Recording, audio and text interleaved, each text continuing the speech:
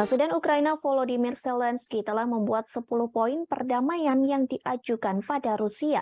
10 poin tersebut telah didiskusikan antara Zelensky bersama dengan Presiden Amerika Serikat Joe Biden, Presiden Prancis Emmanuel Macron, dan Perdana Menteri India Narendra Modi.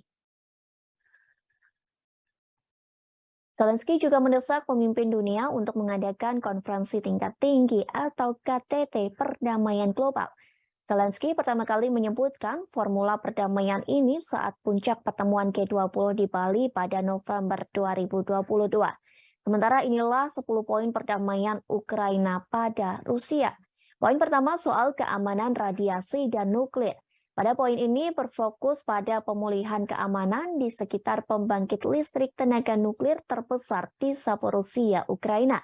Diketahui wilayah tersebut kini diduduki oleh Rusia. Poin kedua terkait ketahanan pangan. Dalam poin ini bertujuan melindungi dan memastikan ekspor biji-bijian Ukraina ke negara-negara termiskin di dunia. Ketiga, soal keamanan energi. Fokus poin ketiga merupakan pembatasan harga sumber daya energi Rusia. Selain itu, tujuan pada poin ini yakni memulihkan infrastruktur listrik yang setengahnya telah dirusak akibat serangan Rusia. Poin keempat, soal pembebasan semua tahanan orang Ukraina. Zelensky meminta pembebasan ini bersamaan dengan orang yang dideportase dari Ukraina. Mereka termasuk tahanan perang dan anak-anak yang dideportase ke Rusia. Poin kelima yakni memulihkan integritas teritorial Ukraina kembali sesuai dengan piagam PBB. Dikatakan piagam PBB tersebut tidak sesuai dengan negosiasi. Poin selanjutnya soal Ukraina meminta penghentian permusuhan, pemulihan perbatasan negara Ukraina dengan Rusia. Kemudian poin ketujuh soal pembentukan pengadilan khusus untuk mengadili kejahatan perang Rusia. Lalu pada poin ke-8, Zelensky meminta perlindungan lingkungan dengan fokus pada penghapusan ranjau dan pemulihan fasilitas pengolahan air.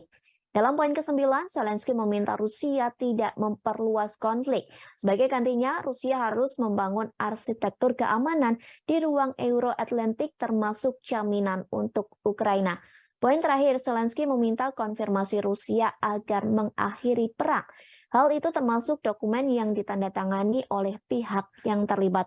Menanggapi 10 poin perdamaian yang diajukan Zelensky, Rusia pun menolaknya.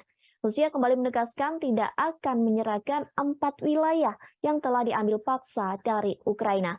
Sementara Rusia menyebut hal tersebut sebagai diplomasi 404 karena gagal mencapai perdamaian. Terima kasih sudah nonton. Jangan lupa like, subscribe, dan share ya.